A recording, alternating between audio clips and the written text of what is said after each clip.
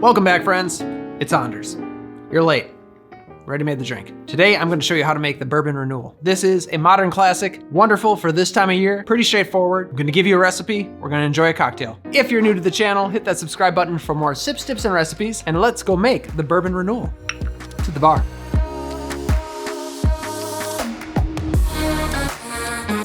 Today's video is brought to you by Original Grain. They make handcrafted watches from reclaimed wood and other sustainable materials, including beer barrels, whiskey barrels, old guitars, all kinds of stuff. Go to the link below, you get 20% off for Black Friday, and if you use the code Anders at checkout, you get an additional 10% off for a grand total of 30% off. That's some quick arithmetic right there. Another thing is they just released a limited edition collaboration watch with Buffalo Trace Bourbon. It comes in this nice box. Inside is your watch made from Buffalo Trace barrels. This one has a beautiful deep green color that matches the Buffalo Trace bottles. It also comes with whiskey stones, or if you like dice that don't have numbers on them, you could use them for that. And a leather bound flask, perfect for your bourbon loving friends or your bourbon loving self. It comes also, there is a certificate of authenticity, meaning this is a real watch. That's a real flask. Those are real whiskey stones. Remember, Anders at checkout, go to the link below, 30% off. Happy holidays. Thank you, Original Grain. Now the video.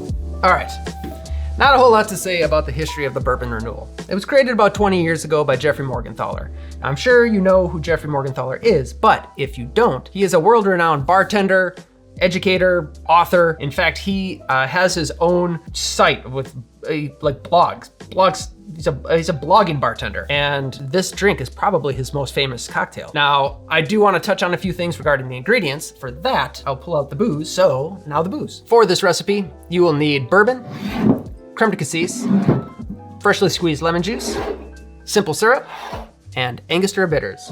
This is my semi-rich syrup. It's 1.5 parts sugar to 1 part water. Now, if you know your cocktails, you might look at this and say, this is mighty close to a bramble. Yes, it is. Very good. Instead of gin, we have bourbon. Instead of creme de mure, we have creme de cassis. We still have lemon juice. We have the simple syrup. And this cocktail also has a little bit of Angostura Bitters, but it is very similar to the bramble.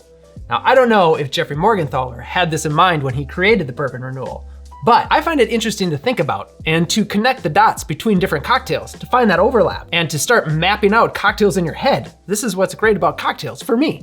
If you want to be a nerd like me, it's interesting. Or if you want to look at this cocktail as its own drink, uninspired by other drinks, then that's fine. Forget about everything I just said. Let's build.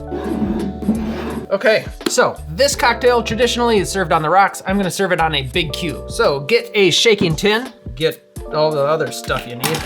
You're gonna want a lemon. This is just for garnish. Let's start with the bourbon. 2 ounces of bourbon. To that, we will add 1 ounce of lemon juice. Then we're gonna add 1/2 ounce of the creme de cassis.